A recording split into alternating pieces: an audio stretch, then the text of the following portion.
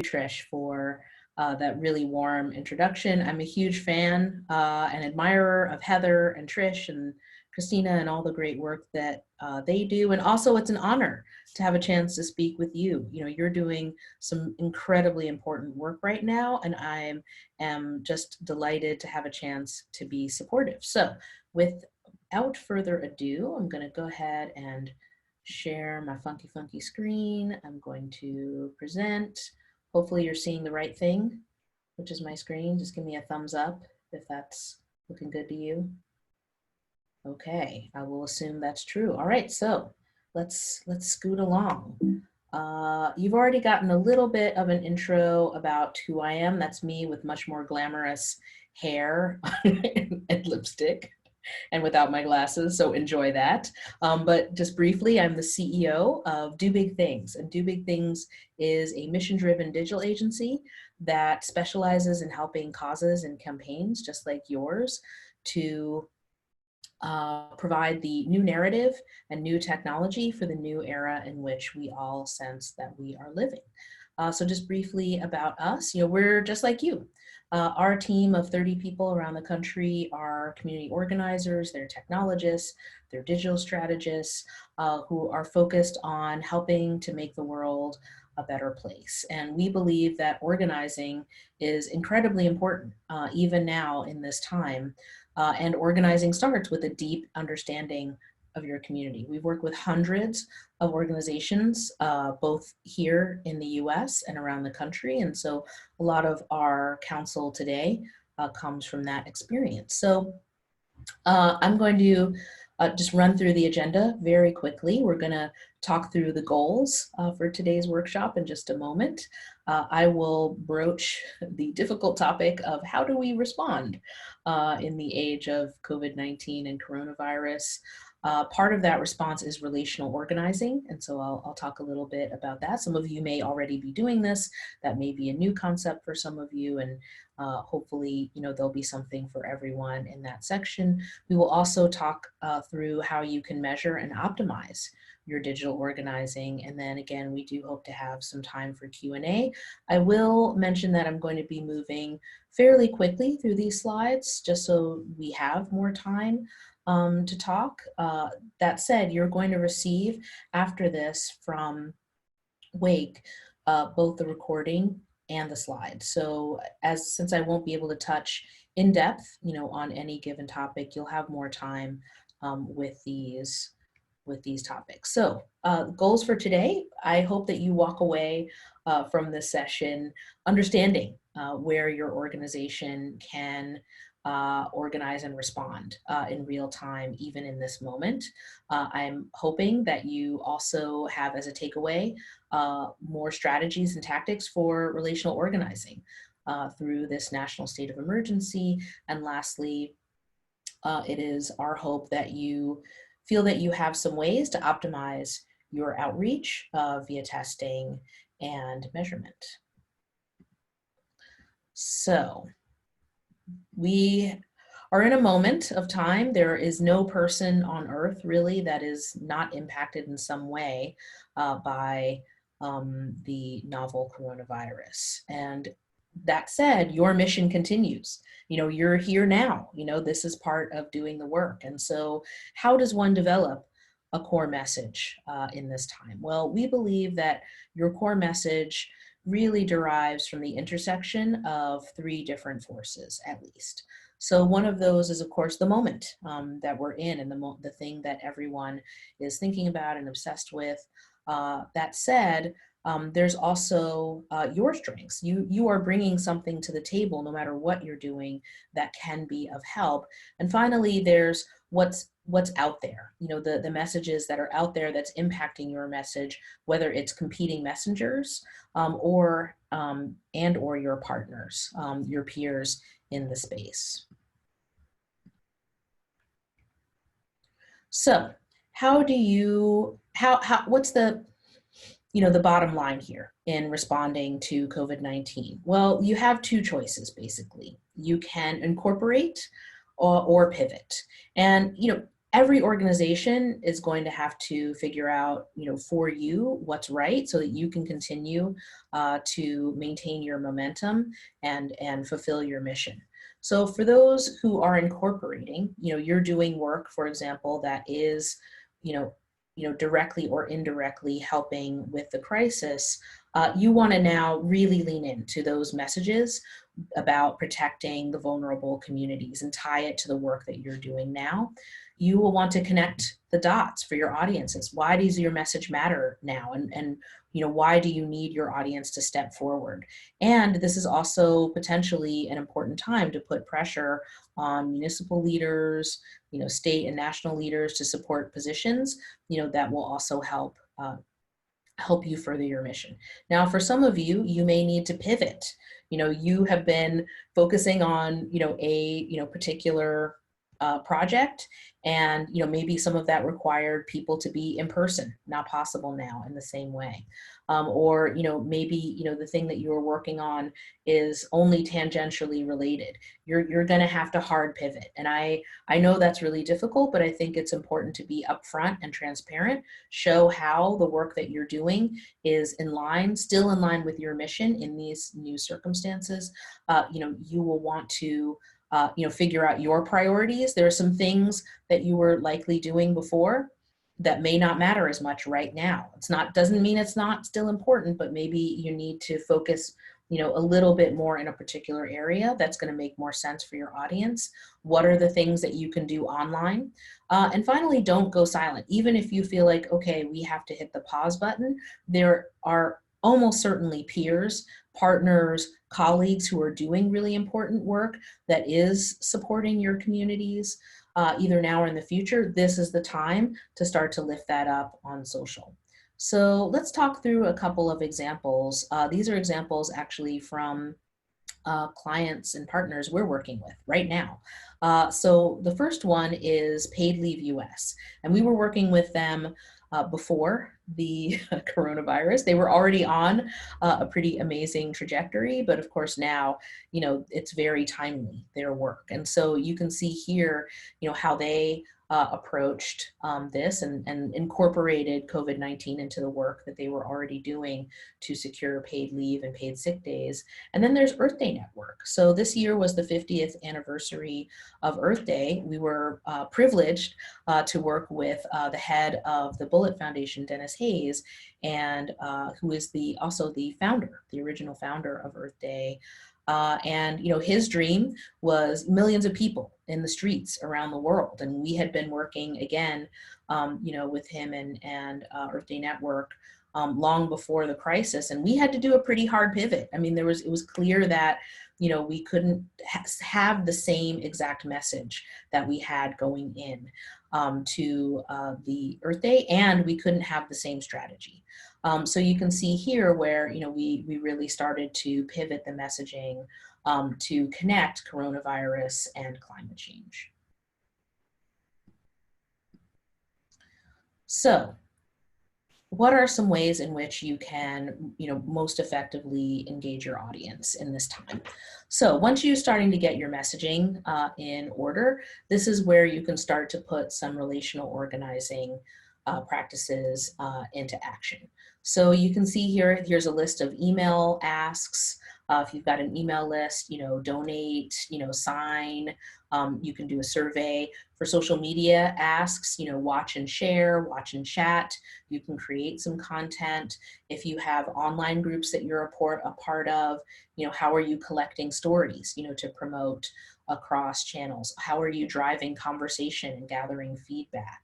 How are you connecting other people and building relationships? For SMS, can you or phone banking, can you encourage people to bring in and recruit others? Those are some important things we can do right now. So you might be asking, Cheryl, you just mentioned relational organizing. Who dis? What that? Relational organizing, for those for whom that's new, is the way in which we basically harness our personal relationships to then create change together. So that's not a new human concept. That's something that, people have been doing since time began.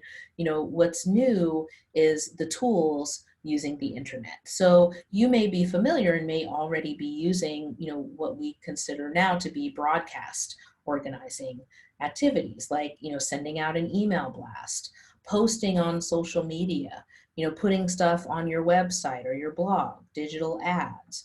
Relational organizing looks a little more like building community, building digital communities where people, it's not just one-to-one communication, it's people talking to other people, right? Using Facebook apps, Facebook groups, Slack, WhatsApp, it's peer-to-peer engagement, whether that's SMS, or social sharing, not just social media posting, but actual people sharing with each other. And then community source content, how are people such as ambassadors and influencers, how are, social and video, how are other people talking about this, and then talking to you about it, with you sharing it as well. So why now? Why is relational organizing so important? Well, right now, personal relationships have never felt more critical. I think we all feel that. And ultimately, this is organizing that is built from the bottom up, from real people, who want to take action right now. And, everyone are looking for ways in which they can help. And as an organization, this is a place where you can step in to help people feel, in this time where there's so much uncertainty, people feel awfully helpless, and it can feel a little bit empty to just be serving your community by Netflixing and chilling. You give them an opportunity to do more than that, and grow their voice in a movement. So the main thing, to keep in mind here is, where are your people hanging out online, and what are they using to communicate? I'm a big fan of Scooby-Doo, so got that in there. Scooby-Doo, where are you? So let's start with the basics in terms of relational organizing tools. Ultimately, your tools should be making your work easier, not harder, right? And so, if you've got a small team, that's okay. This might not be a great time to try to build a whole new tool and a whole new tool set. A real CRM or CMS, really takes a lot of time. Better to focus on some platforms that might be free, like social media, some platforms that you already know that might have a lot of the, people we find are not always using all of the tools in their toolbox. For if you have a CRM already, it probably has some relational organizing tools. And a quick audit, and to take stock of what the functionality of all of your tools and how other people are using them, can help set you up for success. So on the right here, there are some free or relatively common tools, that you can utilize, but whether it's in your CRM, whether it's in your social media, or online groups, etc. So let's talk through making the most of your tools. You guys are smart. I'm not going to read everything on this slide, but this is just a matrix to give you some examples of things you may be already doing. So for example, maybe you already have a CRM and an email list. You're already, great if you're doing signups, you're doing segmentation, you're doing some bite-sized online action. Maybe the next step, to make it more relational, would be, are you encouraging people in your email to share social media content? Are you tracking forwarded asks? Are you linking to action?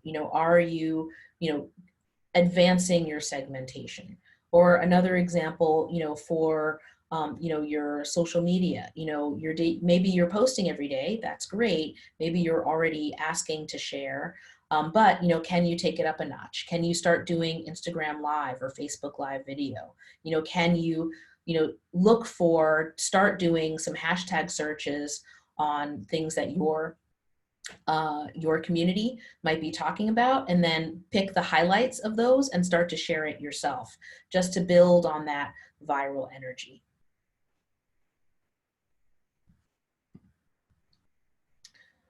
So very important to do influencer engagement. Influencer engagement is really critical to think about in the context of relational organizing. Why? Because right now, trust in institutions is probably among the lowest it's been in American history. So people trust each other ultimately, and less so even you. So can you find ambassadors and influencers who can help communicate with their already large audiences, and provide more support to what you're doing, more credibility, more validity.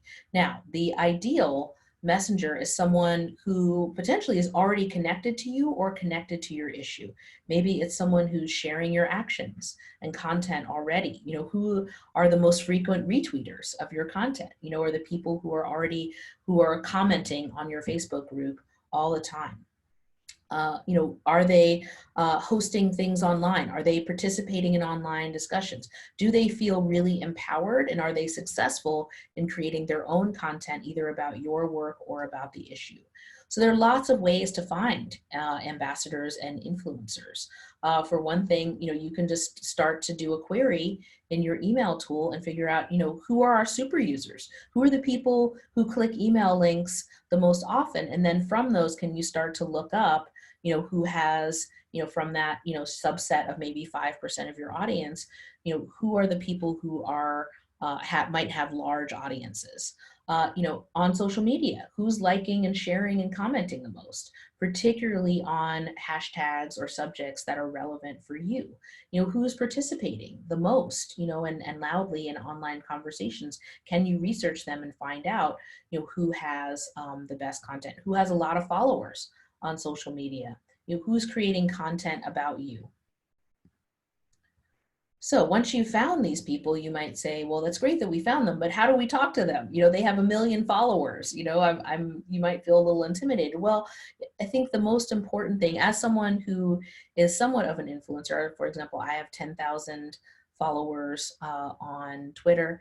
I've got almost 5,000 followers on LinkedIn, for example. So I would be what's considered a micro influencer. Those are the best ones, for example, to find, though, because they seem to be the most relevant and approachable and believed by their audience.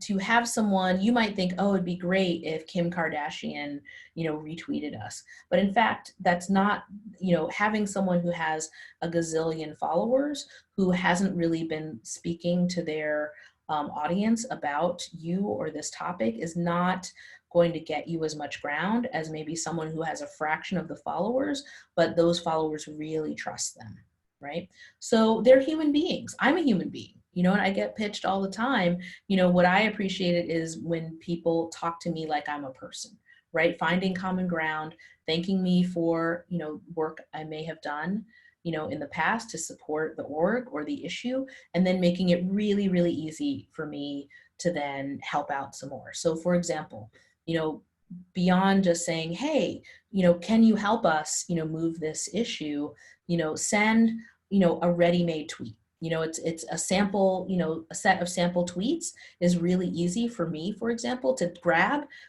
add my little spin on it and release to the people, right? And that's going to drive people back to your work. You can ask folks to lead discussions, or provide input. They might have really great ideas, on how to drive online discussion or action.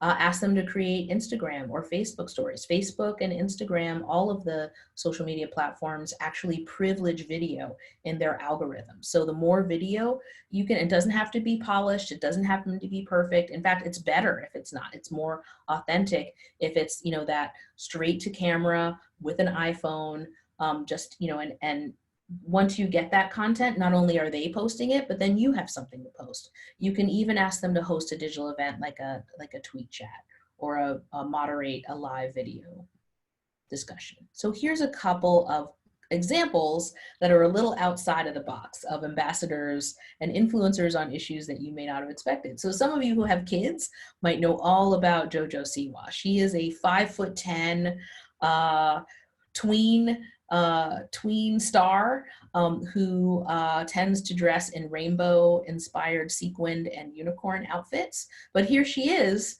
talking about WHO, the World Health Organization, and coronavirus, and spreading the word about Together at Home. Another example here is Padma Lakshmi. You know, she's the host, probably best known as one of the hosts of Top Chef, but here she is talking about coronavirus, you know, and encouraging people, you know, to volunteer or donate to Chefs for America, feeding people during the virus. So an ambassador or an influencer may not be a typical person that you know, they may look different than you, and that's okay, and in fact, a good thing. So how do you stay ahead, you know, especially in this time when there's a lot going on and people are working from home, you know, it's a little more challenging. Well, we recommend, you know, that you know, when you're starting to plan your online outreach and awareness building, you know, create a bank of evergreen content. So, you know, just that's one of the things that, you know, we encourage, and we even do it ourselves here at Do Big Things, where, you know, we just find, so for example, we just dug up a whole bunch of old webinars that we've done that are still relevant. So we're going to go ahead and rehabilitate those and repost them because we think that they'll be useful. But, you know, those evergreen posts, as you are putting them together, can direct, you know, to critical pages, to your social platforms. You know, you can drive people to sign up for email or SMS. You know, start to prepare in advance. You know, what's great with a lot of even free social media tools is that you can schedule posts. You can just, you know, set it and forget it to a certain extent, and that can be really useful. And finally, you can delegate certain topics. You know, this is not the time to try to have all of your online organizing driven through one or two people. Now, everyone in your organization needs to be a digital organizer. So digging a little bit deeper, digital advertising. Hopefully a lot of you are already doing some digital advertising, but if this is new for you, you know, there has never been a time that's better to start understanding the relationship between digital ads and digital organizing. The challenge is the term, or advertising. You know, for a lot of us, you know, in the nonprofit space, you know, there's a little bit of an instant recoil, right? Of like, oh, ads, that sounds gross and dirty. And didn't Facebook, you know, like ruin the 2016 election for folks, you know, et cetera, right? However, you know, I think that ads is a really difficult word, and it's better to think of it as targeting, right? What ads allow you to do is really understand deeply, look, I'm looking to get messages in front of a very specific group of people who are interested in very specific things. Facebook and Instagram, all of the social media platforms, Twitter, Twitch, etc., allow you to do that. And that way, as you're targeting, you know, you are reaching the people who are most likely to be receptive or who need your message. So you want to choose your target audience, obviously based on your goals. Oh, sorry about that, folks. And, you know, you can ask yourselves, you know, are we targeting the right people? So some ways to target people. Examples are, you know, people who have attended certain events or are interested in certain types of events. You know, people who are interested in organizations like you. Friends of the folks who have already liked your page is a really great one that we recommend. You know, people who like partner social pages. Those are some great places to start. You can even do custom audiences where you take your email list from your CRM. You can import that into a social media platform. It will find those people. It will match, you know, and find those people where possible on that social media platform. You can then advertise and target messaging straight to those people, directly to them and to their friends and family. And you can find lookalike audiences, people who share a lot of the same interests as those people. This is a great way to start to grow your base and reach those people who are most need or want your messaging. Oops, sorry about that. So we're starting to wrap up, and I'm eager to hear more from you about questions, but what's next? Well, it's really important to measure your engagement. And then you can actually optimize from there.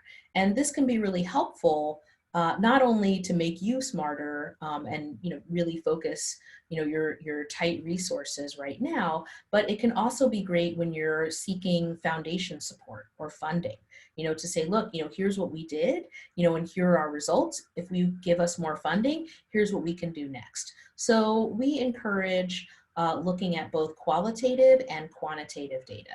So on the qualitative side, you've got, of course, you can do a survey of your constituents, your audiences, even your own organizers or volunteer base, getting, having conversation, getting feedback or polling on SMS or, within digital, your digital discussion groups.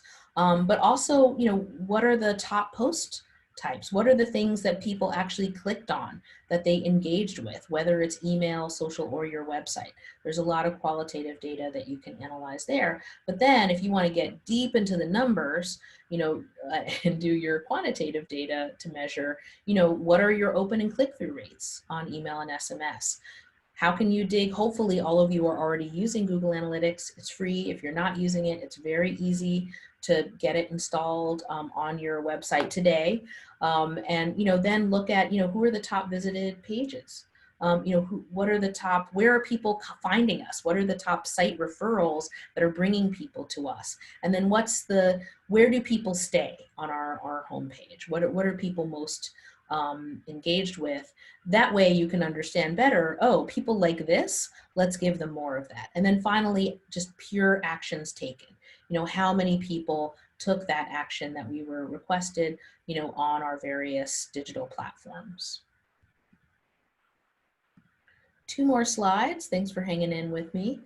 So in optimizing based on both that feedback and metrics, this is not easy. So, some questions that you may want to ask yourselves as an organization and as leaders are, which are the platforms that are most successful? And are there platforms? You can go to pewinternet.org is a great place to understand where, the demographics that are important to you, what social platforms they're using. Are there platforms that are important that we're not using yet? So for example, if you're trying to reach people who are 18 to 24, if you're not using Instagram or Twitch, you're probably not reaching them. That's just the bottom line. Next question, are audiences engaged, with our most important content? Are they, we're putting stuff out there, but are they actually liking it? Are they commenting on it? What are the things they are and aren't commenting on? What types of content, gets them going, and how can we prioritize that content in a way that also supports our work? Who aren't we reaching? And what resources do we have at our disposal in this time, right? There are some things that you were doing that probably you might not be able to do in the same way now. Where can you again start to incorporate and pivot? And then finally, incredibly important in this moment, is our content optimized for mobile?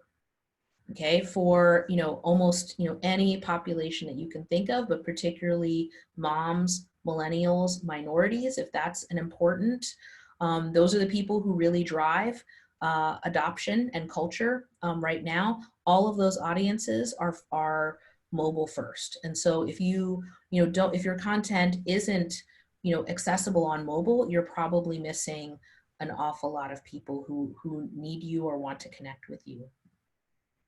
So we often get asked, okay, all this sounds cool, Cheryl, but where do I start and what are the tools to use? Well, here is a list of tools to get started with. Whether it's social media management, what are analytics and optimization that you can look at, places where you can do resource sharing within your group, or with a larger tools out there, your volunteer base, whether it's creating digital content, here's some email platforms that are relatively low cost, plus legislative tracking and SMS. All of these are amazing tools to check out and get started with. So that is the end of my talk. I will be silent. You all didn't have any questions, I guess, or burning questions during, but hopefully Heather and Trish have been collecting a few, and we're a relatively small group, so we can also just talk. Yeah. So Cheryl, we did, thank you so much. We did have a few questions that came up in the chat while you were speaking. And comments. So one comment was, it's so easy to get into a digital spiral, so many apps and so many options. So it was really helpful. I think you walked through those options on the different platforms. So some questions that came up, a couple here I'll give you. What is the line where it is too much or overwhelming? How do you account for people feeling content fatigue? People are on social apps all day. Sure, Amani, that's a really great question. What I would say, and honestly, in the nonprofit space, people are not posting enough.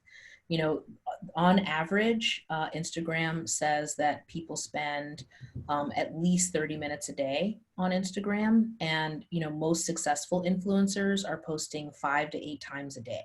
And they recommend a minimum breakfast, lunch, and dinner posting 3 times a day on Instagram. So, chances are you're probably just not posting actually enough to be noticed in the stream. So I would say, especially right now, if your topics, if your content especially is relevant to the moment, I would try posting more. And the other thing you can do is segment. You don't have to post everything to everybody. There may be, certain topics that are just relevant for, a certain group of people living in a certain location or a certain age group, women versus men. And you can actually, the tools now, within all of these social media platforms are very, very sophisticated, and I think underutilized strategically by nonprofits. Great, thanks, Cheryl. So I think you kind of already addressed this about the various audiences. But can you go into that a little more about how can you, if you have multiple audiences you're trying to reach, can you use the same platform, and how do you kind of segment those better? Yeah, we broached that a little, but I think that's a really great, I love that you're thinking that way, Amani.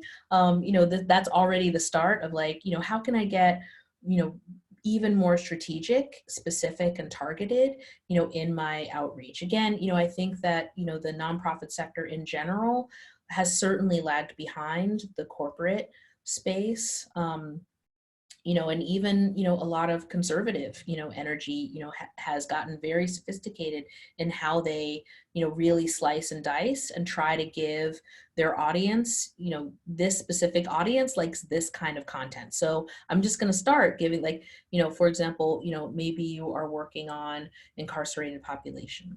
There might be a group of people who only open content that's relevant to kids, to children, of prisoners, and there's another group that's only interested, that only clicks on or engages in content that's about, mothers of prisoners, right? You don't want to just send the same stuff to the same people. You want to actually, people like, and you will get a better response if you are actually starting to observe, who likes what kind of content, start to break them into different segments, and then deliver content that's most relevant to their demonstrated interest. This is how you really start to cultivate community and stronger action and spread.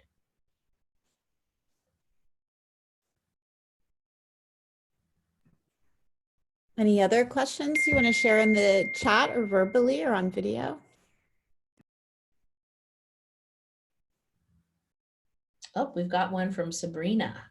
Any suggestions on how to have community-driven content beyond influencers? Oh, absolutely. The good news is that, no matter what you're working on, there is already a group of people who are passionately talking about that issue online. And so, some of you may already, be swimming in those streams and really know, the influencers and the leaders and the players. And for some of you, this is your opportunity to dive in and start to get to know, who are, what does that community look like? What are the hashtags and topics? Who tends to be, leaders there. So, what you want to look for is, and search. Every social media platform has search. Just start to type in hashtags with keywords that are relevant, to what you're working on. And you'll start to, just start to read, just start to read even 5 minutes a day, just start to, poke around, and you'll start to get to know your audience a little bit better. You can then start to, peel off like, oh, this is an interesting person. This is a really interesting video that's from a random person who may not have a lot of followers, but it's gone viral because it was on this hashtag. People like it, they're responding. This might be something we want to lift up. So yeah, I think that, in terms of, the other way to get community driven content is to ask. If you already have an audience and a base, one of the things you can do is actually shoot out an email, or an SMS message, or a Facebook post saying, hey, we're looking for stories, about how you're coping with COVID-19 or how COVID-19 has affected your life. And you might be surprised by the quality, the power, the passion from ordinary people that then are stories you can start to weave together, right? To then represent to other folks and again, grow your base from there. Other questions? That was a great question.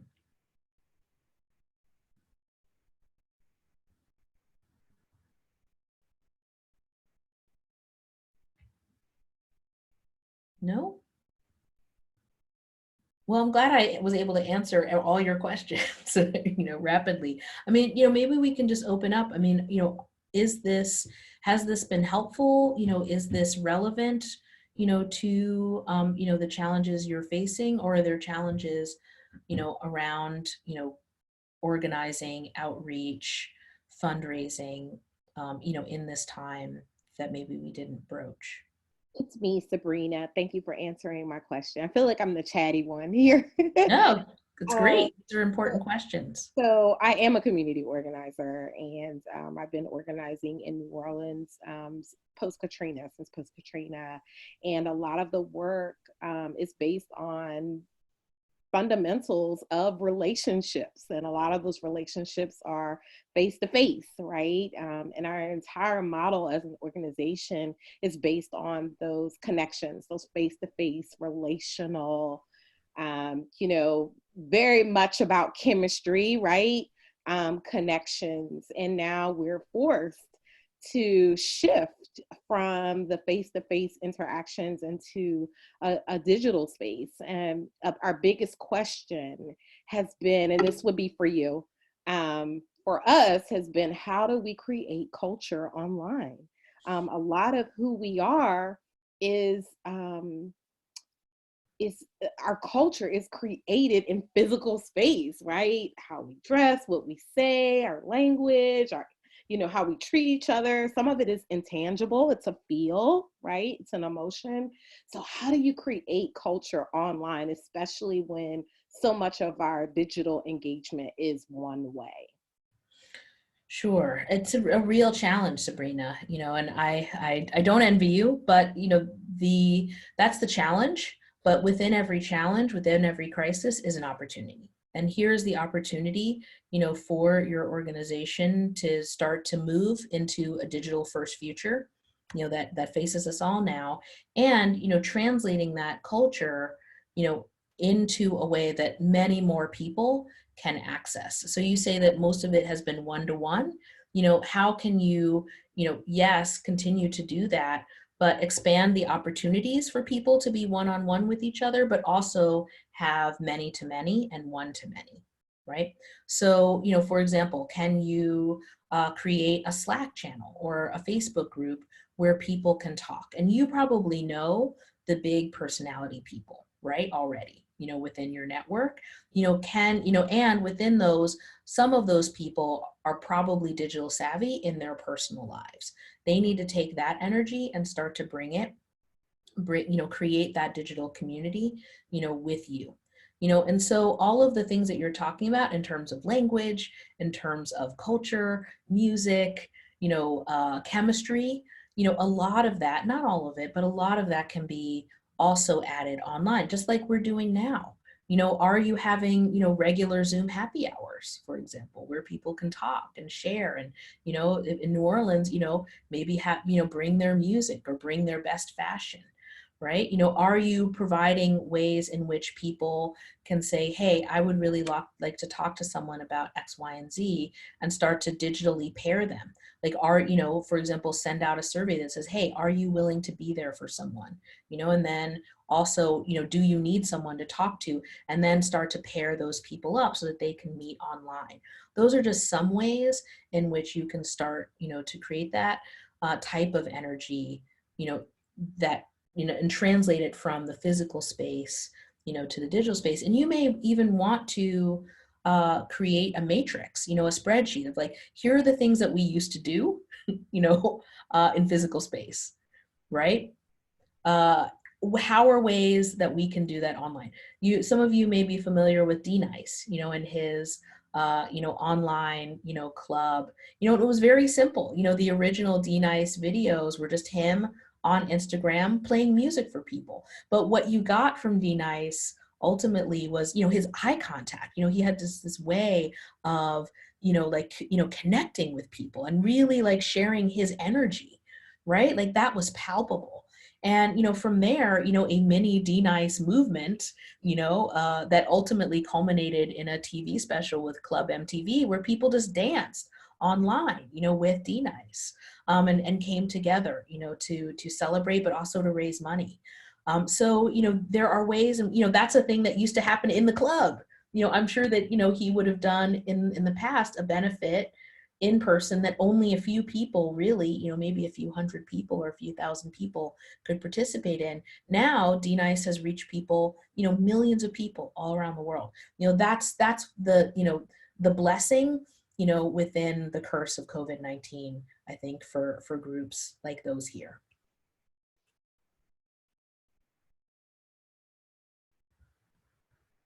Absolutely, my pleasure. Yeah, the spreadsheet, yeah, I think just, really starting to organize, like, did we used to dance, in person? How can we like lead dances online? A cultural inventory. I love it. That's a great way of putting it. I might have to steal that from you, Sabrina. Any other questions? Or just, sharings? Like, are there things that are working for you right now that you think other people might benefit from knowing?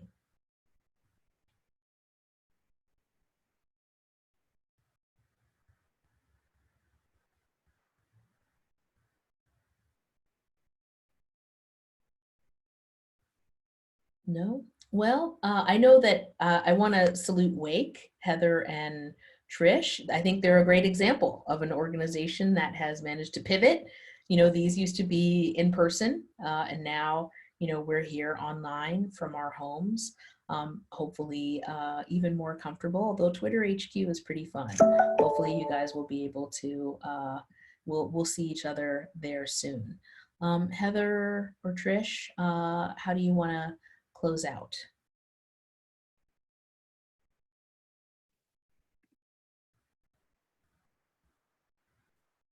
Thanks, Cheryl. That was great. Lots of really good tips and great questions from everyone, and lots of food for thought. So we'll share out the recording and the slides so everyone can keep thinking about these things and refresh themselves as they go on. And I just want to thank Cheryl, and hopefully we'll see everyone on Thursday for our last plenary session, which is a conversation with Twitter for good. So thanks everyone for being here, and